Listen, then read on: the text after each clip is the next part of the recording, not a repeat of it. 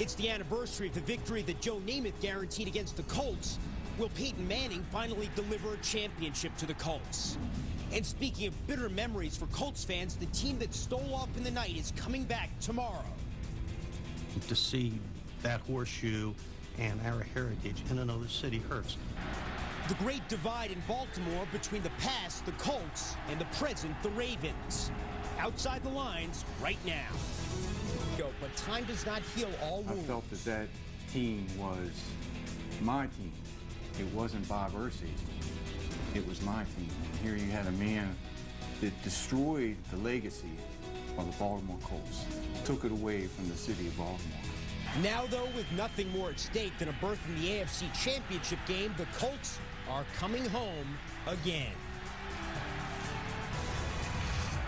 Upset the Baltimore Colts of the National Football League in Super Bowl III, making Joe Namath a handicapping legend and ruining what had been a splendid season for the Baltimore Colts. That was a dark day for the Colts. It was yet darker when the team fled to Indianapolis in 1984. For the fans whose resentment still festers, tomorrow's game between their old team, the Colts, and their new team, the Ravens, offers a chance to settle an old score. Wendy Nix has more. It's a day the city of Baltimore will never forget. On a March morning 23 years ago, the Colts left town under the cover of darkness and headed for Indianapolis. Ladies and gentlemen, it's my understanding that the Colts are on their way to Indianapolis.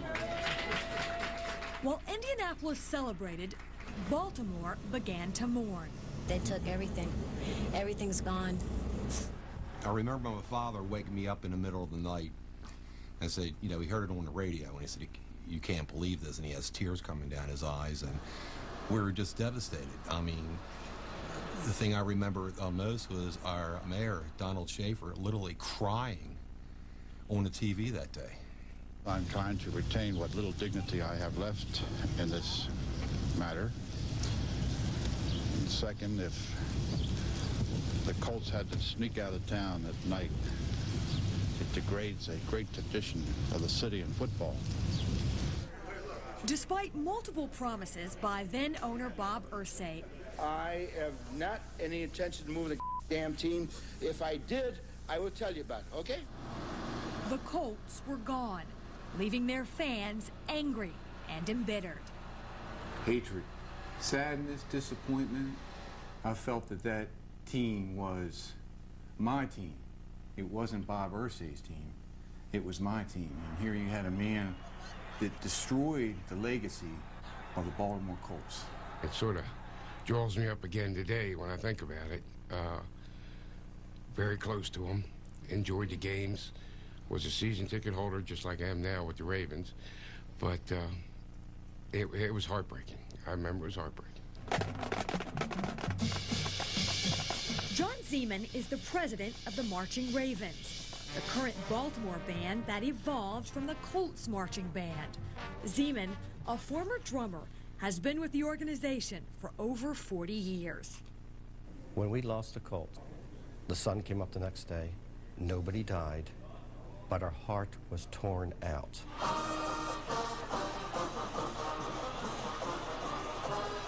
We lost a major part of our community. And the band members pledged, each and every one of them, that we will stay together and we will bring a professional football team back to Baltimore. United gives to Amici. The Colts are the world champions. Amici scores! Nostalgic for a time as much as a team, Colts lifers recall the days before free agency and exorbitant salaries. A time when Baltimore was as much a home to the Colts and its stars as it was to the fans who loved them. Tom Maddie played in Baltimore for 11 seasons. We've stayed here and played here. We lived here, we died here, our children are here, we worked here in the off season. It was a complete, complete package. Baltimore is a tough old blue-collar town, and the Colts were a tough old blue-collar football franchise for many years. Dan Rodricks is a Metro columnist for the Baltimore Sun. People remember that time, they're sentimental for that time, and it's a very strong feeling. That was my father's football team, my uncle's football team. My mother baked cakes for Johnny Unitas, you know, that kind of thing. And that's why now they want a little payback. You stole our team. There's still a grudge. We want some payback. The city is now Raven crazy. Time, they say, heals all wounds. Why then do Baltimore Colts fans seem so reluctant to let bygones be bygones? To see that horseshoe and our heritage in another city hurts. The team, the players, they can move. That didn't hurt us, but it was our heritage that was ripped from us. And now we don't even get credit for it in the Football Hall of Fame. You go back and the Hall of Famers are called Indianapolis Colts. I am not an Indianapolis Colt. I am a Baltimore Colt. They have their own things that they have. I don't want to be part of their history because I never played in that town. It's like New Zealand celebrating the 4th of July. You know, the Declaration of Independence wasn't signed there. Why would they celebrate that event? Even though he was only 8 years old when the team left town, Paul Steisley loves the Baltimore Colts. It's a passion he inherited from his dad. Johnny Unitas did not play in Indianapolis. You know, Lenny Moore didn't do. The 58 championship was not an Indianapolis victory. It doesn't seem like they have the right to that heritage. It's sick. They are people. They're, in essence, people, the blood of Baltimore. And to take that and to keep that is, I hate to use the word sick, but it's just sick to me. Why would they want to keep that? Peyton, pump fake, throws the back of the end zone, touchdown, Reggie Wayne! Saturday when I go to the game, you know, even though I'm a root for the Ravens, you know, and scream and let my helmet, I'm going to see them Colt helmets, and, you know, it's just going to, like a knife, a little bit into my heart because I'm saying that should have been our helmets. It hurts. It hurts. Among those experiencing mixed emotions tomorrow might be William Hudnut. He was the mayor of Indianapolis who helped spearhead the effort to lure the Colts away from Baltimore. But for the last 10 years, Hudnut's been living in Maryland, even serving as the mayor of his municipality.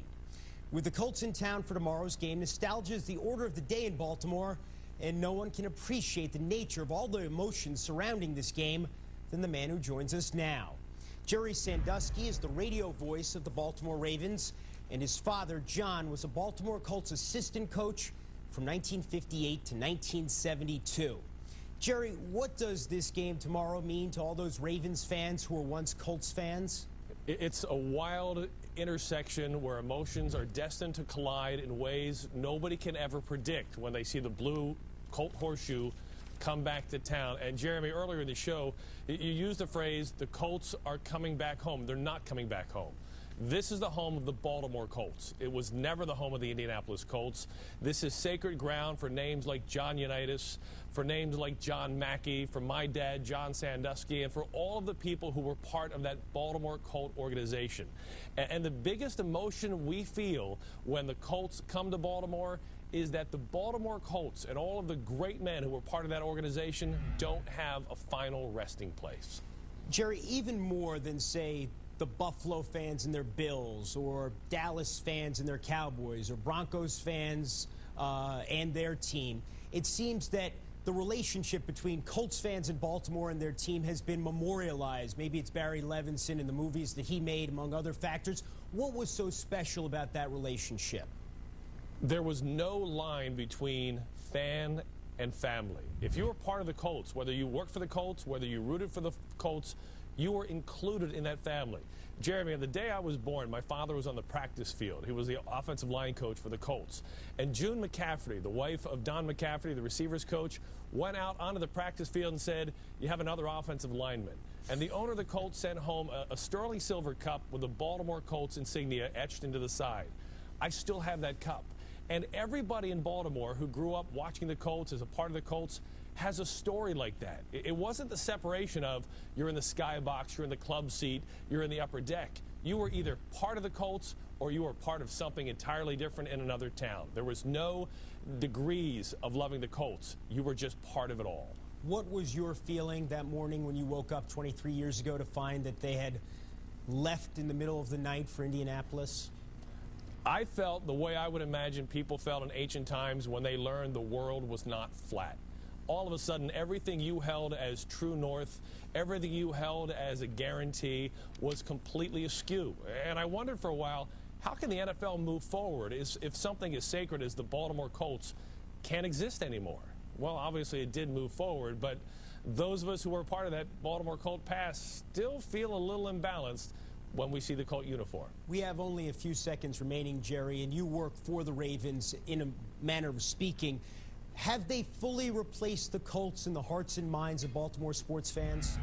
They've done something more important. You can never replace a first love. But what the Ravens have done for Baltimore is they have given the next generation of football fans that same type of passion, the team to love, the experience to share, the championships to hope for, and the magnet that draws an entire town together. Because, Jeremy, when it's the playoffs and it's 4th and 1 and the game's on the line, the 70,000 people who gather with seconds left on the clock don't look to their left and think, is that guy a Democrat or a Republican?